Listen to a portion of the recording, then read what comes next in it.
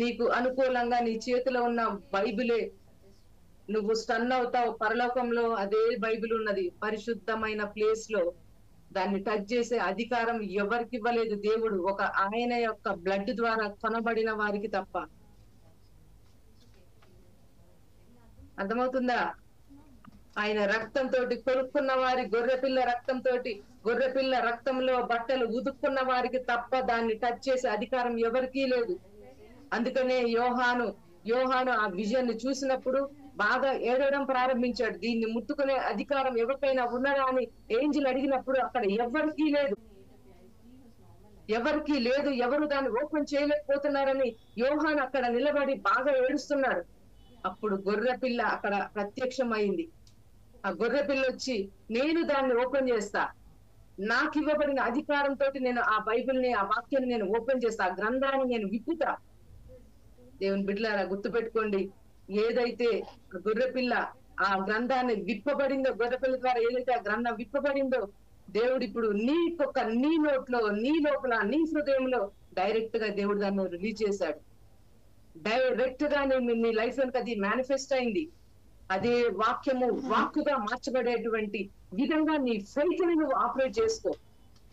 వాక్యం లాగా ఉంటే అది ఒక లెటర్ లాగానే, ఒక నార్మల్ బుక్ లాగానే అయిపోతుంది. కానీ ఎప్పుడైతే అది దేవుని యొక్క స్పిరిట్ పవర్ తోటి నీ లైఫ్ లో ఒక రెవల్యూషన్ లాగా ట్రాన్స్ఫార్మ్ అవుతుందో,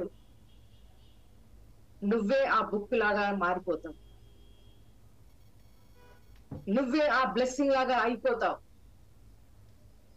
అందుకనే హీలింగ్ అనేది నువ్వు విశ్వాసంతో నువ్వు దాన్ని చూసినప్పుడు నువ్వు దాంట్లో నిలబడతావు. ఈవెన్ ఇప్పుడు జరగకపోయినా, రేపు జరగకపోయినా, 1 year జరగకపోయినా నువ్వు చూసినావు కాబట్టి నువ్వు అందులోనే స్టాండ్ అవుతావు. ఖచ్చితంగా నేను హీల్ అవుతా, నువ్వు దాంట్లో నిలబడి ఉంటావు కాబట్టి, దాంట్లో బైండ్ అయిపోయి ఉంటావు, దాంట్లో నువ్వు పార్టేకర్ గా ఉంటావు, పాలి భాగస్థంలో ఉంటావు. ఖచ్చితంగా నిన్ను ఎవరు కూడా నమ్మకం లేకుండా చేయలేరు. అందుకని నేను చెప్తున్నా, గెహజీ చూసేంత వరకు కూడా భయపడ్డాడు, కానీ చూసిన తర్వాత సేమ్ ఎలీషా లాగానే మాట్లాడుతున్నాడు, ఎలీషా లాగానే యాక్ట్ చేస్తున్నాడు. నిజంగా నా ఏలిన వాడ మన చుట్టూ ఇంత సైన్యం ఉన్నప్పుడు ఇక మనం ఈ శత్రువుకి మనం భయపడాల్సిన అవసరం లేదు. అదే చెప్తున్నా, ఏదైతే నువ్వు చూడడానికి నువ్వు ఇన్వెస్ట్ చేస్తావో, చూడడానికి నువ్వు పెట్టుబడి పెడతావో, నీ విశ్వాసం లాగా ఉండకుండా నువ్వు చూసేటట్లు గనక నీ యొక్క ఫెయిత్ లెవెల్స్ ని గనక నువ్వు ఎప్పుడైతే నువ్వు పెట్టుబడి లాగా నువ్వు పెడతావో, నువ్వు నిలబడతావు, అప్పుడు స్టాండ్ అవుతావు. నువ్వు దాంట్లో నువ్వు ఖచ్చితంగా కంపల్సరీ నువ్వు ఒక రాతి తెలియటువంటి ఒక మౌంటైన్ లాగా నువ్వు స్టాండ్ అయిపోతావు.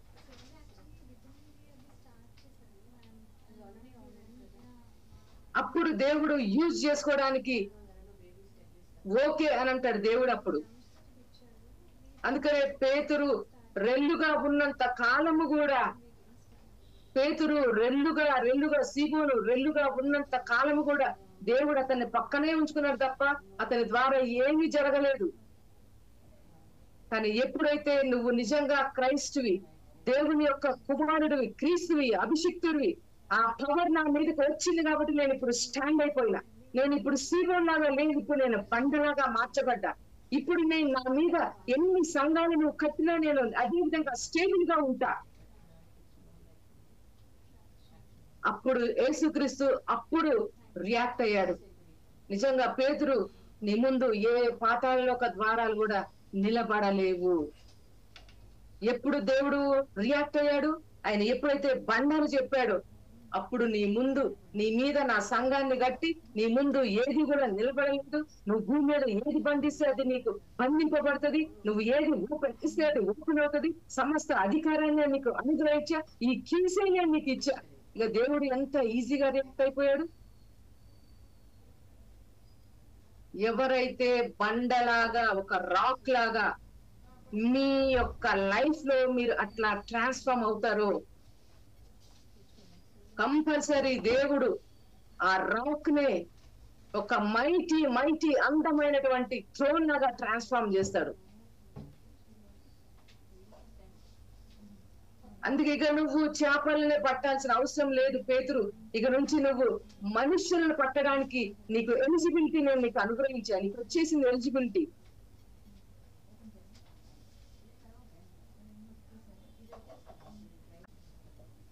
ఎంత వరకు ఉన్నదే అని నువ్వు నా ఫెయిత్ ఇంకెంత అని అంటే నేను ఒకటే చెప్తా, ఈ ఆన్సర్ లేదు. ఆన్సర్ లేదు దానికి. ఇంతవరకు నేను ఉండాలంటే దానికి ఎండింగ్ అనేది లేదు. నువ్వు ఎంత ఎక్కువ ఫెయిత్ ని ఆపరేట్ చేస్తే అంతగా బిల్డ్ అవుతావు, అంతగా నువ్వు ఇంక్రీజ్ అవుతావు, అంతగా నీ తలాంతులు ఇంక్రీజ్ అవుతావు. తలాంతులు దేవుడు ఇంక్రీజ్ చేసుకో యూజ్ చేసుకుంటాడు.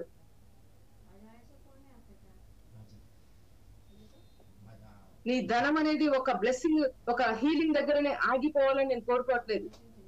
నీ ధనం అనేది ఒక ఇల్లు దగ్గరనే ఆగిపోవాలని నేను అస్సలు ఎక్స్పెక్ట్ చేయట్లేదు. నీ ధనం అనేది పరలోకంలో సమకూర్చబడాలి. పరలోకపు ఆ బ్యాంక్స్ అనేవి ఓపెన్ అవ్వాలి.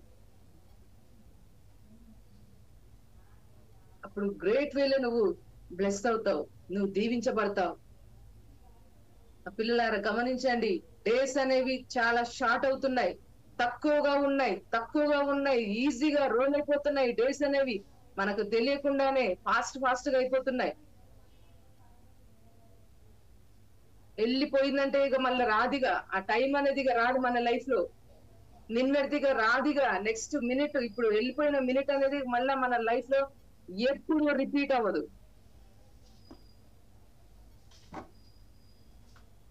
కానీ ఒకటే నేను చెప్తున్నా, నీ వెళ్ళిపోయిన టైంలో గనక నీ దేవుణ్ణి గనక నువ్వు ఆపరేట్ చేస్తే, ఆ టైం గనక మైటీ ఒక మెరకల్ మూమెంట్ లాగా గనక నువ్వు దాన్ని పెడితే, అది నీ ఫ్యూచర్ లో నీకు అపియర్ అవుతుంది. అది నీ ఫ్యూచర్ లో బిగ్ డోర్స్ నీకు ఓపెన్ చేస్తుంది. ఇప్పుడు మనం అదృశ్యంగా కనబడకుండా మనకు విశ్వాసంతో మనము ఈ రొట్టెను ఆ ద్రాక్ష రసాన్ని తీసుకుంటున్నాం. పరలోకాన్ని పోలినదై ఉన్నది, ఎందుకంటే విశ్వాసంతో మనం దాన్ని తీసుకుంటున్నాం. కానీ అది నిజంగా అది బ్రెడ్, అది నిజంగా అది ద్రాక్ష రసం. కానీ పరలోక సంబంధమైన పరలోకపు కమ్యూనియన్ని పోలి ఉన్నది అని మనం ఇప్పుడు తీసుకుంటున్నాం. దీన్ని తీసుకుంటున్నప్పుడు ఏమవుతుందంటే మైటీగా మనం ట్రాన్స్ఫార్మ్ అవుతున్నాం, గ్రేట్ గా బ్లెస్ అవుతున్నాం, గ్రేట్ గా మన లోపల నుంచి దేవుని యొక్క పవర్ అనేది ఫ్లో అవుతుంది. అది పోలి ఉన్నదే అంత పవర్ అయితే ఒక దినాన నువ్వు ఆయననే నువ్వు డైరెక్ట్ గా కలుసుకుంటావు. ఆయననే నువ్వు ఒక దినాన డైరెక్ట్ గా ఆయన నీ ముందు అపియర్ అవుతాడు. ఇక అదెంత వండర్ఫుల్, అదెంత ఆసమ్, ఇంకా అదెంత పవర్ఫుల్ గా ఉంటది. అక్కడ నువ్వు అపియర్ అవ్వాలంటే ఇక్కడ నువ్వు చేయాల్సింది చాలా ఉన్నది. గుర్తుపెట్టుకోండి, ప్రతి ఒక్కరు భారంతో, బర్డెన్ తోటి, నా దేవుడు నన్ను ఈ భూమి మీద ఉంచాడంటే ఇప్పటి వరకు నేను డెత్ ని చూడకుండా, సిక్నెస్ ని చూడకుండా హెల్దీగా, ఆరోగ్యంగా, మంచిగా ఉన్నానంటే నా గురించి, నా ద్వారా సంథింగ్ ఏదో దేవుడు ఎక్స్పెక్టేషన్స్ అన్నవి హైగా ఉన్నాయి. నేను చేయాల్సినవి చాలా ఉన్నవి.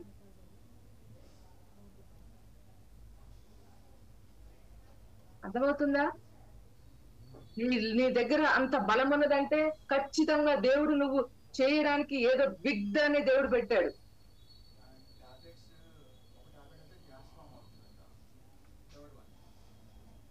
నిజంగా చూడండి, మొన్న బ్రదర్ మీకు చెప్పారు, ఇక్కడ ఒక సిస్టర్ వాళ్ళ ఫ్యామిలీ వచ్చారు. నిజంగా వాళ్ళ పిల్లలు మాట్లాడుతుంటే అసలు ఎట్లా అయిపోయిందంటే, అసలు ఆ అమ్మాయి వాళ్ళ పాప ఇంతవరకు డైరెక్ట్ గా సర్వీస్ కి రాలేదు. కంప్లీట్ గా వాళ్ళు హిందూస్ వాళ్ళు.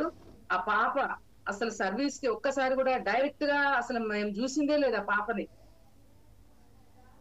కానీ ఎప్పుడు లైవ్ లో చూస్తుందంట, ఎప్పుడు ఆ షార్ట్స్ చూస్తుందంట. వాటితోటే ఆ పిల్ల ఫెయిత్ అసలు ఎంత హైగా ఉన్నదంటే, అసలు మాట్లాడే ప్రతి మాట కూడా, పాప అవుట్ సైడ్ చూస్తే అసలు మనకేంటంటే అవుట్ సైడ్ చూసినప్పుడే మనం భక్తి అంటాం.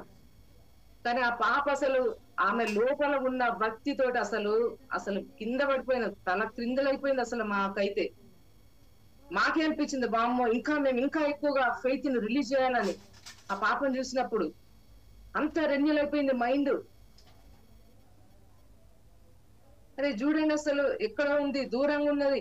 జస్ట్ ఆన్లైన్ కనెక్షన్ తోటే ఆ పిల్ల అంతగానో ఫెయిత్ ని యాక్టివేట్ చేసుకున్నదంటే